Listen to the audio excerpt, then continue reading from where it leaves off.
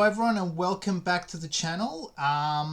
It's been a little bit of a break, and during this time I've tried to perfect a little bit of my presentation and try to come up with a slightly better product than last version. Very interesting process to do that. Haven't really come up with the best model. I tried to go with the scripted approach, but it just doesn't really work and flow for me. It sort of defeats the purpose. It starts to sound like a monologue, but I'd like to do the improvisation, but I'm doing it with some side notes. And because my because my glasses cause such an amount of glare, I am doing it sans optical aid, if that makes any sense, without glasses. And well, it makes it a little bit more challenging for me to see and read some of the scripting and some of my notes, but I've just wasted a lot of time explaining why I'm not wearing glasses. But so I'll try and see if I can go ahead and do an episode and trying to read without my glasses. So during the break, as I said, I focused on the quality of the content in terms of research. But before we dive in, I just wanted to clarify the purpose of this series. Whilst it's in its infancy, it's basically not a how-to or a tutorial or anything of that nature. In fact, it may only have a very small audience. Surprise, surprise. I know you're expecting massive following, massive subscriptions. It's more like a note to myself and a diary where I think out my ideas of this project, and through that process of researching and airing out my ideas, I sort of crystallize some of the concepts, also sharing with an audience who is interested in the same topics as I, but mainly for that purpose. So I just wanted to stress that now before we venture into this episode and future episodes. So firstly, I remind myself what I'm doing, but also as a sort of disclaimer in terms of what the expectations are from you guys. So why game design? Well, mainly because I relish the unique opportunity to add to a growing pool of independent titles. There couldn't be any better time to do an independent project with things like print on demand, bringing the self-publishing costs right down. There's also crowdfunding opportunities with various platforms. There is also distribution channels like Drive-Thru RPG, and also the internet through virtual tabletops, and Reddit has brought role-playing really together in terms of the community. It's very easy to find a game and to play. So it really, there couldn't be a better time to do this. So it's something I've harbored as an ambition for a long time, and now it seems that all the missing pieces are coming together, and so I thought, why not? Let's embark on this bold and ambitious project. And so far, I've enjoyed every aspect of the process. I'm sort of about, say, 10% in of this quite ambitious endeavour. I've started with the world building you've seen on the website. I'll put the link in the description. Arnvale is shaping together with all the different regions. I'm putting in a lot of artwork. I'm also doing the Prime Exentia Age of Convergent comic, which is as a primer to my imagination, and it's sort of, I'm doing it side by side. It sort of gives me inspiration to create the world, but also it gives me ideas in terms of the themes and setting and lore.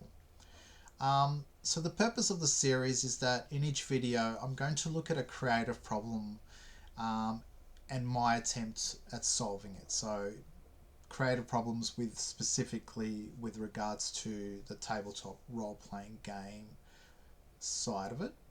And today the focus is on a very fundamental aspect, which is mechanics. And I'm going to approach this theoretically rather than looking at the specific mechanics that I'm working on, because at this stage theory is more important. It's sort of the introduction to this to the design process. So I think it's important to at least explore the theoretical aspect of game design before launching into a full scale attempt at creating a game. Even though I've already obviously started, I'm speaking slightly retrospectively, but I have done some additional research into this. And I've come across a lot of fascinating questions and debates, both about system, player psychology, and the various play styles that I might want to consider. It's also led me to reflect on current trends and examples, and sort of highlighted my own biases when it comes to the type of game that I'd like to create. And it's important to note at this juncture that while conventional game theory has undergone extensive academic revision, the study of RPG theory is a little bit more nuanced, and the theory discussion itself has really come from the player base and the player community itself. Obviously, because it's such a niche area, there can't be real resources poured into providing a whole academic branch. Whilst gaming, it's such a big industry that it can afford to have dedicated theory. So that's my take on it. But nonetheless, the community itself has produced some interesting theoretical models that I'm going to explore. So to kick things off, I'd like to share a relatable quote from John Hanju Kim, an early pioneer in role-playing game theory, in his article The Purpose of RPG Theory. Kim observed that too often gamers find it impossible to discuss how games really work. If someone asks for advice on a specific problem with their game, they receive 5 contradictory answers on how to solve it, and discussion becomes mired in assumptions of a particular system or paralysed by stating only obvious generalities. I like this quote because my own recent foray into game design forums certainly can attest to this. And spending a little bit of time sharing some ideas with mechanics and game ideas, I soon discovered that the more one discusses role-playing game theory, the clearer it becomes that there's no single correct way to create a game, and that while theory can certainly help design create more thematically refined games, it still can't predict how an audience will respond or whether the game would function with its intended framework. Now, I could wrap this up now and go back to working on my title, because essentially that is the conclusion I came to after all this research, but because the channel is aimed at discovery, I'm going to elaborate on those thoughts and really pick apart some of those ideas and how they relate to my own process. Now, it is going to be a bit of a longer video, so I will definitely put it into sections so you can skip to any part that you think is more interesting to you. So to deepen my understanding, I explored RPG design theory and quickly realised that debates about mechanics in particular have been ongoing since at least the 70s. And these discussions are deeply rooted within the community, with gamers holding passionate opinions. When discussing these types of ideas, I'm naturally going to take a sort of polar opposite type of approach, in order to draw out the differences. But in reality, styles and ideas aren't necessarily so directly opposed. And I think part of the problem in the community when discussing these things is that it seems to me that it can polarize people when it doesn't necessarily have to. We're talking about a make-believe game, first and foremost, and we're just, inherently there are different opinions, but in most cases they can easily mutually exist, so they don't have to be at odds with each other. And when we can talk about one type of style or one type of player, it doesn't mean that that person is everything that particular style represents. People are most likely hybrids or have tendencies of all different types of play styles and interests. So, I mean, this whole theoretical aspect could be the purpose of one video, but I'll briefly share my thoughts on the overall theoretical approach to game design. So, and for those interested in exploring it further, I've linked a lot of the subject matter, in particular from the Forge. Some of you may know what I'm talking about there, and certainly I've looked at also a model called the MDA framework. So I'll put a link to that in the description, which you can check out, and I'll talk a little bit more about that later. So essentially, when I began contemplating the design process for my project, the first thought that came to mind predominantly that I thought I'd have to tackle was crunch versus fluff. And for those of you unfamiliar with those terms, crunch relates to how rule heavy a system is, whether it involves complex calculations, typically random number generation using dice, and in contrast, fluff is more of the approach, more narrative elements coming to the fore, emphasizing storytelling and role-playing. And generally, these systems are considered rule light. They still have can have complex mechanics, but they're generally rules light because they allow more creativity and interpretation for the players, and therefore there can be less rules in defining the environment that those players are playing in. So generally considered rules light. So this distinction is important, and certainly it's been framed in a lot of cases as two competing trends, rightly or wrongly. As I mentioned, everything can be seen in both competing terms or coexisting terms, in my opinion. But in terms of the trends sort of lying at different poles, the debate centers on the distinction between players who prioritize immersive storytelling and those who focus on optimizing their characters through game mechanics. Narrative-focused players often view mechanically inclined players as more reductionists, believing that rigid rules and dice rolls oversimplify actions and outcomes, and that on the other hand, mechanical players argue that rules and dice maintain fairness and provide an objective challenge, preventing disagreements that can arise from purely subjective narrative interpretations. And so an example of a highly mechanical player might include min-maxers or power gamers who tend to focus on optimizing their characters to win the game through what is given to them via the game mechanics.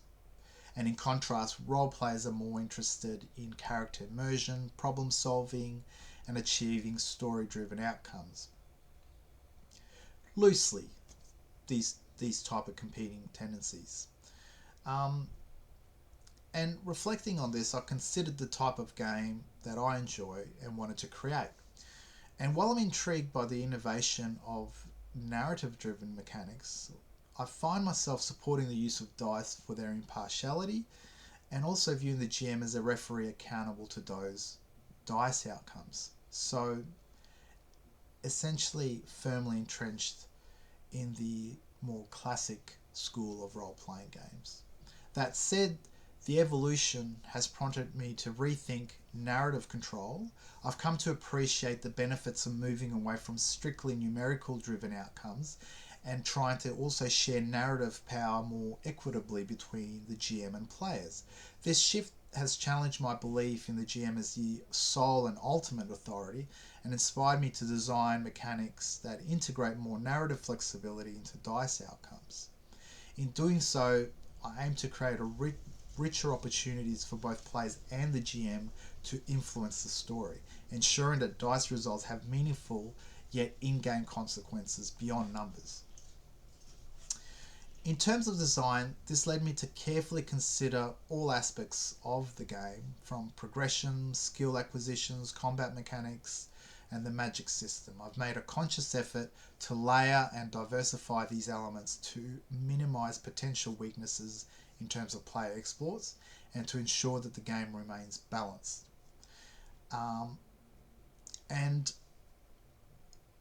I've done this with keeping that idea of, for me, because I'm so more mechanic minded, to incorporate more narrative aspects that allow for more narrative outcomes and opportunities for both players and GMs to work and shape the fiction.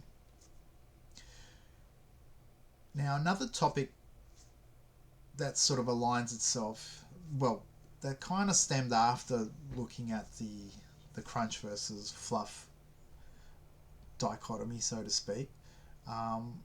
Another sort of burning issue I've always felt with games that's important to address early is the notion of player agency and how to create a game that allows for a sandbox style approach rather than a linear, some might argue, railroaded type of play. Now, if you're not familiar with such terms, sandbox approach allows players free explorations, while railroad typically follows a defined plot. Each style has its advocates. Well, not many advocates in terms of railroading, I should say. Railroading is categorically not great. But I think there needs to be a distinction between railroading and a fantastic and well thought out linear plot. I would argue that a well prepared and executed linear plot can be just as exciting and rewarding as a sandbox. The difference is a railroaded campaign suffocates player agency by consistently reinforcing the linear plot at the expense of player agency. And whilst a good linear plot applies subtle ways to limit the player's player agencies, but that don't completely cut the player off from their own objectives. And this is done through the use of the plot and NPC encounters to nudge the narrative on its main course, but it can be done in a really good way so the players don't even feel that they're necessarily following the main plot line. And whilst most mission or campaign supplements use linear plots in that way, if poorly managed, they too tend to become railroaded. So I guess that also shows that there's only so much that design can do. Ultimately, if a GM is not able to use those subtleties, then a lot of games can become railroaded regardless of the design. But having said that, I'm looking at a solution that is a hybrid model that creates a sandbox approach that uses random locations and monster generation combined with NPC encounters and randomizes quest objectives in a way that all relates and combines to form a linear or multiple linear entries into the grand narrative of the game. I'm thinking of a system, this is just ad lib. I'm thinking of a system that generates points from the number and level of players, characters in a given campaign. And then on a point buy system, the GM has at their ability the use of these points to generate monsters ranging from ordinary, notable, remarkable to exalted. And depending on the region that the players find themselves, there will be some constraints in the typical abilities of these monsters, but the the GM has these points on a point buy system basically to shape the monsters at he or she's flavor. So it's adding an element of playability to the GM, who's generally just has the job of running the campaign. I wanted to make it more fun for the GM, so it's a play element for the GM in that process that is also structured in a way that lends itself to Sandbox, because with a guide these monsters can be created anywhere on the map quickly. And each monster class comes with one or more special abilities that can be upgraded at a cost, and the location on the map will influence the type of monster that can exist at said locations. And it also flavours the descriptions as well as restricting certain types of special abilities. So there's also, along these lines, I'm thinking that players would be having to complete 3 distinct objectives to level up, which is defeating all or a portion of the generated monsters, achieving significant narrative milestone known as saga key achievements, and fulfilling story-driven mission objectives that scale every 4 levels from local to regional to renown and finally to legendary quests. So everything is blended in terms of the leveling, in terms of the type of missions, starting from local, which generally reflects how campaigns go. Not always, but most often than not, you start at a local and expand to grander and more, fantastical areas, including the range of monsters that you might encounter. And also breaking it up so it's not just about monsters. You can fulfill, if you don't meet your monster quota, you can fulfill the rest of the objectives through narrative key saga achievements, which reward narrative play, and obviously the mission component. And all of it is collaboratively. So XP is determined on a collective basis, which there would be sub rules if there were newcomers to the group. They would be easily integrated in the way that can be assisting, leveling of that character, which I won't go into details, but I'm just sort of painting some of my ideas with regards to, my approach to the campaign in terms of Sandbox versus Linear, and some of the thoughts that have arisen from that. So this is just a prototype, and I'm going to shelve this one for now, because again, the topic is mechanics, and I want to take a little trip down memory lane and explore some RPG theory, which is all part of where I'm currently sitting in the design process, just analysing and researching ideas. So when looking into RPG theory, you don't have to search the internet far to basically come to a point in time around the 90s where the first attempt at a cohesive theory came along with the threefold model. And the threefold model was designed by John Hanju Kim. Now, I believe there was a model or elements of game theory were discussing these topics, but I think John Hanju Kim sort of coined a term and recognised 3 important elements of the genre, certainly to shed light on game design. And those concepts were narrative, challenge, and social interaction. I think it's constructive to break these down and to air them out, just as a way to understand how the game role playing tabletop role playing games are woven. So I believe the first aspect is narrative, which is the aspect that focuses on the importance of storytelling and the immersive experience that players seek in role playing games. Players are motivated by the desire to engage with rich narrative, develop their character arcs, and explore the game's lore. This can involve making choices that affect the story and experiencing emotional connections to the plot and other characters. So that alone, the narrative is a window to what tabletop role playing games offer beyond all other games. There's obviously RPGs in video games, but I believe that the human mind and the way that the role playing games work, it taps into an area of the brain that is limitless in terms of, rivaling any graphic card. It just it's just something that I don't think can be bested with pixels yet.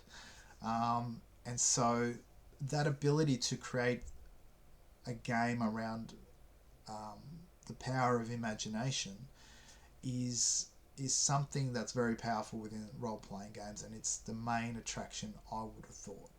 Um, so being immersive, being a rich narrative, allowing that player agency to explore, it's all what really drives at the essence of what a good tabletop role playing game is. So with that in mind, keeping a strong mental note of that in terms of when designing a setting in particular.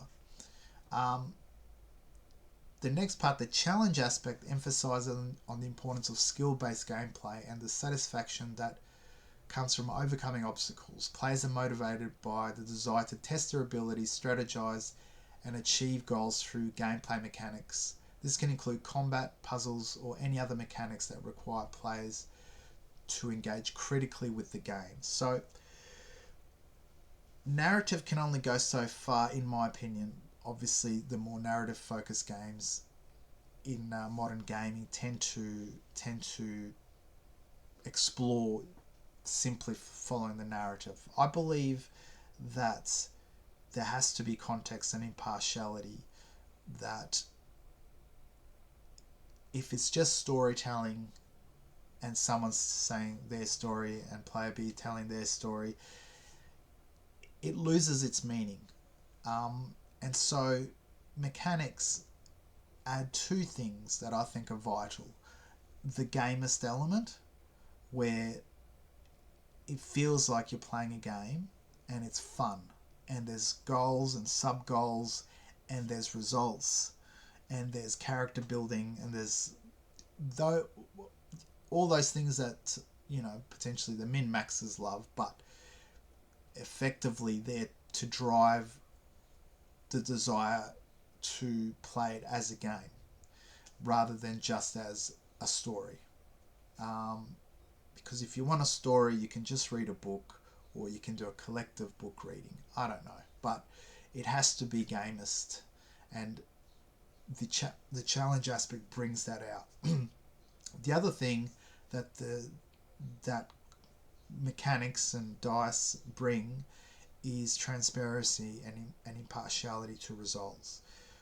What's the point of having a game master dictate everything and the players following it without giving some power to the players for results to be controlled by dice? Because once the result is in the control of dice, it's left to those results.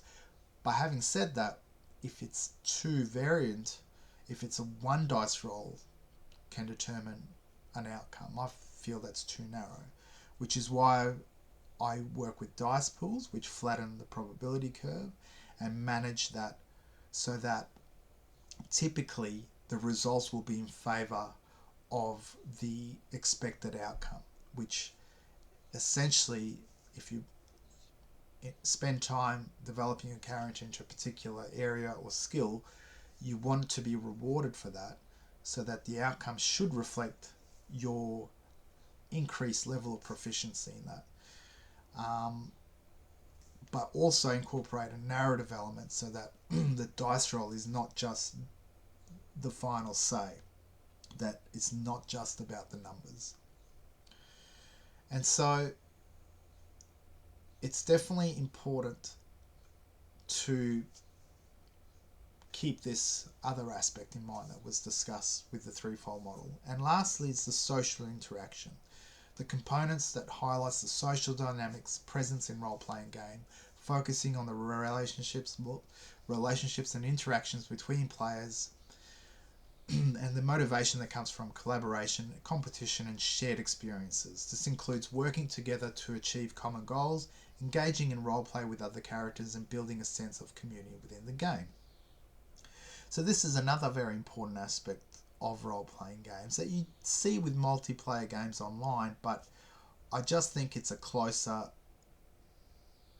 feel when you're doing it with people in a social aspect, whereby the bench line is collaboration for the most part. So after this, the threefold model, and I'll only touch on this briefly because it becomes very theoretical. You had the reinterpretation with Ron Edwards and the GNS, and later the big model, which delved deeper into the creative agendas of gamism, narrativism, and simulation. The GNS and its community, including the Forge, played a pivotal role in shaping modern role-playing game theory discussions as well, and how much it actually impact the future of games is still a subject to debate. And definitely there is a lot of controversy within this period, a lot of potentially divisive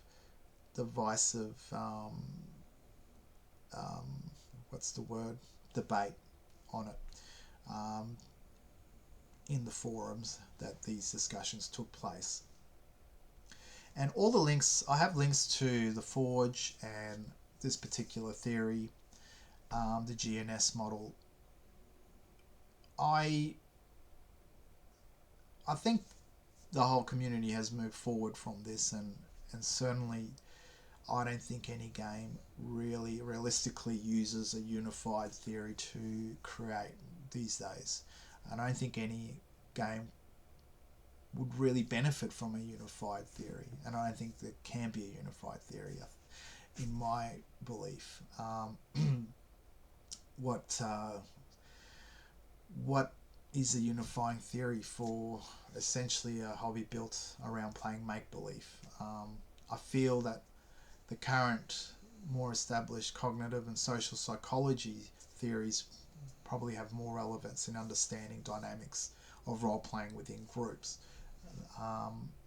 And so whilst I think it was a bold and worthwhile pursuit, and certainly it drew an interesting debate, I think its conclusion, if you can understand it fully, because it is sometimes a bit of a hard read, its conclusion is it's overdone and overthought. Probably, I think the main aspect of it that I disagree with is that different play styles can just cause a game to become unbalanced, and so you can only really build a game around one typical game style or theme, and it's all there to be read and disseminated, but it is a little bit hard to read in terms of the writing style, because it's imbued with a lot of sub-meanings, so it's almost very cryptic. you have to read it in a way that understanding the concepts of the language itself, because Ron attributes meaning to individual phrases sometimes, and it can be very overtly academic for what it's meant to do. I don't think it's very conducive.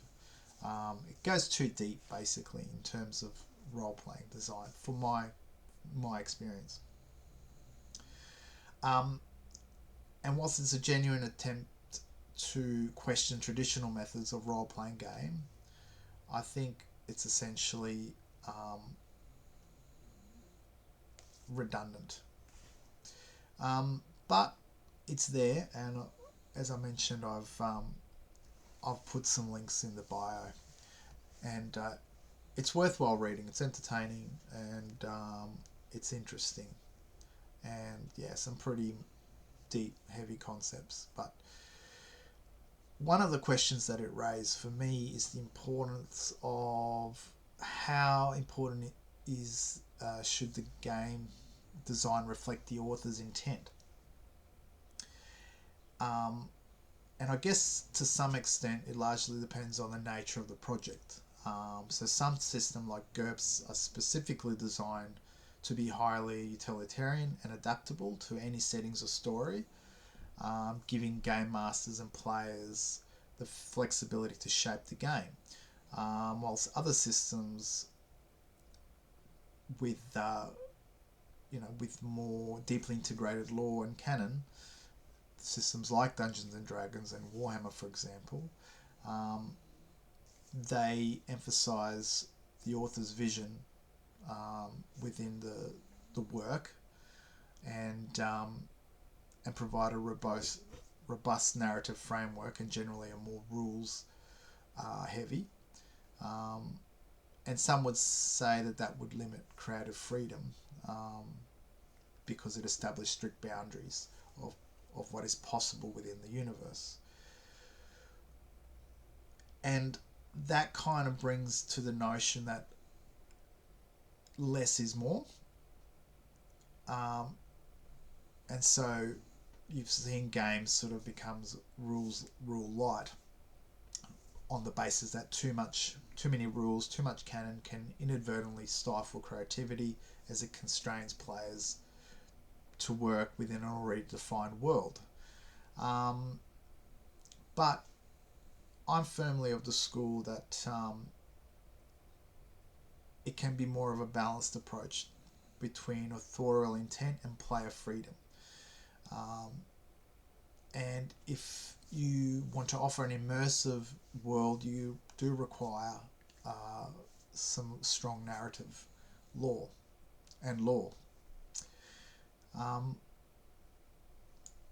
So, in my opinion, a well-designed system is a balance between structure and freedom, providing enough framework to inspire whilst allowing personalization and creative exploration. So it's what I'm trying to achieve within my game. So I envision a game rich in detail and nuance, where both the game master and players can draw inspiration from the lore and setting without feeling constrained by it. I want players to truly immerse themselves in the essence of Athalor, to grasp existing tensions and alliances that shape Arnvale. They should marvel at the splendour of Kalmas, the legendary forge, nestled at the foothills of the Ice-Made Mountains, and revel in the enigma of Exentia, the mystical energy that curses through the land, creating chaos and beauty, whilst bestowing unique abilities upon individuals. Yes, I read all that. But essentially it's that. Everything gives a flavour, and mechanics have a meaning to it.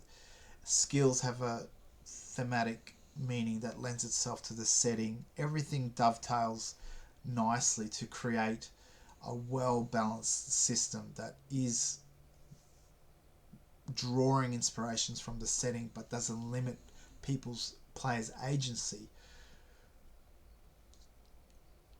through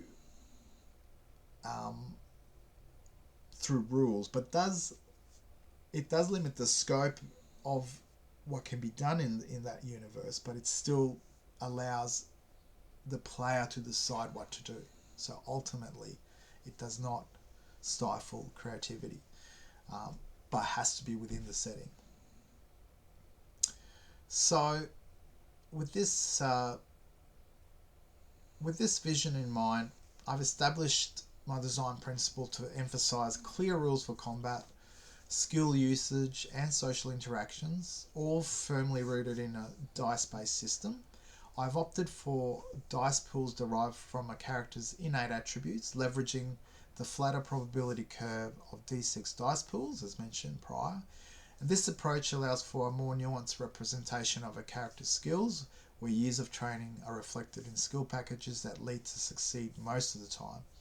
Additionally, by introducing a scale of success, even failures can have meaningful outcomes, avoiding the pitfalls of a binary win-lose result from a single die roll. So with dice pools, you'll have a target number and then you have to reach that. And in some instances, it may take more than one success or a baseline success, and then everything after that is an additional success. And so it scales.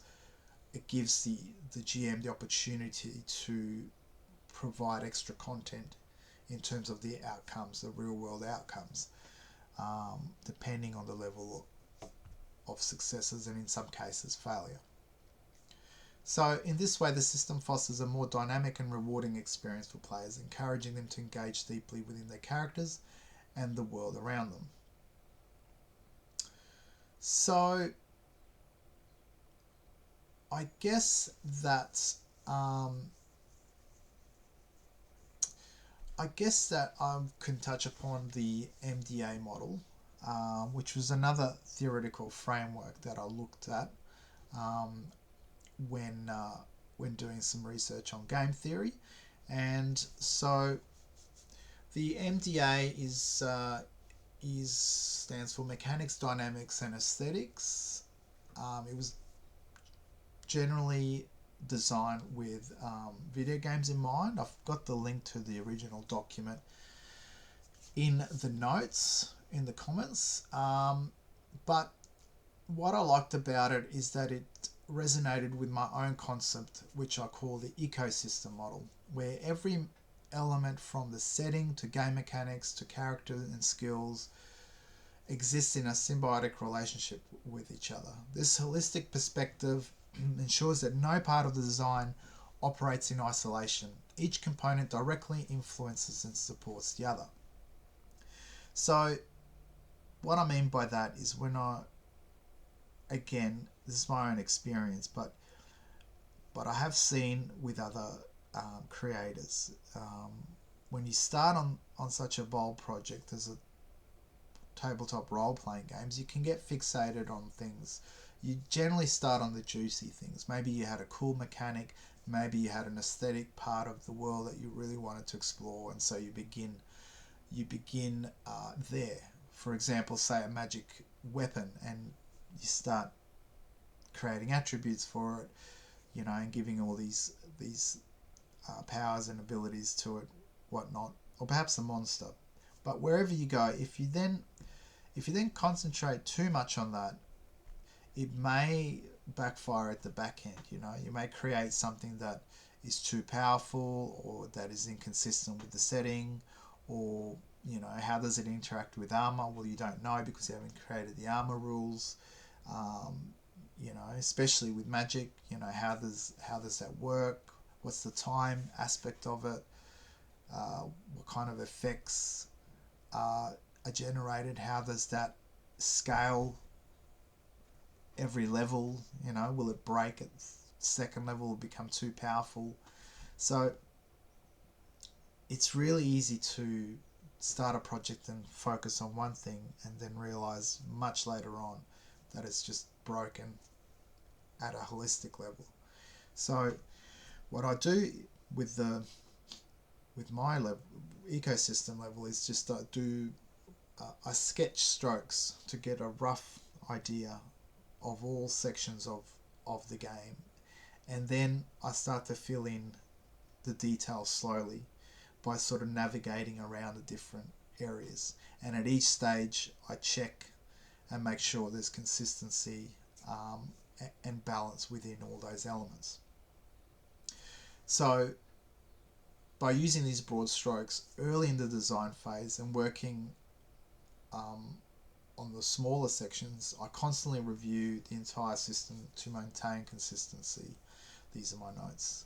This allows me to keep the design cohesive, ensuring that all elements remain in harmony and on course with the core vision of the project. Regularly evaluating each part of the system in relation to the whole ensures that I catch any discrepancies or imbalances before they become entrenched.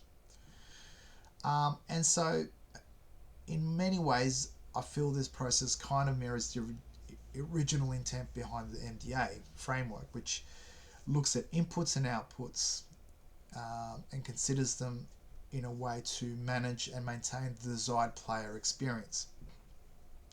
So, and this is done by continuously evaluating the mechanics, the rules and system, the dynamics, the player interactions, and aesthetics, the emotional responses evoked.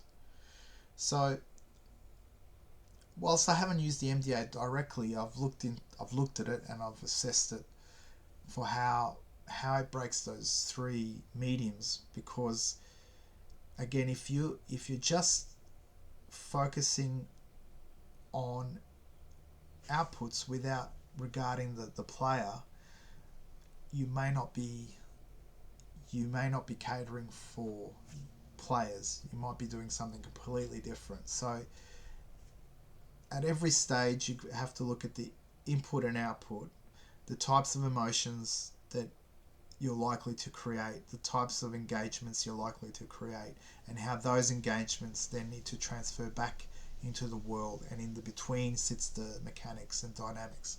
So that's how I think the MDA model is good. It helps you analyze that system, and in my system with the ecosystem, it allows me to explore and build a system by going from one section to another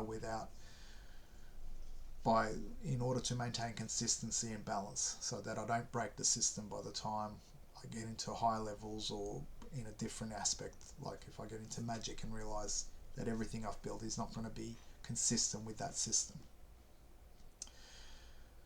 So in essence, that's where I'm going to leave it. I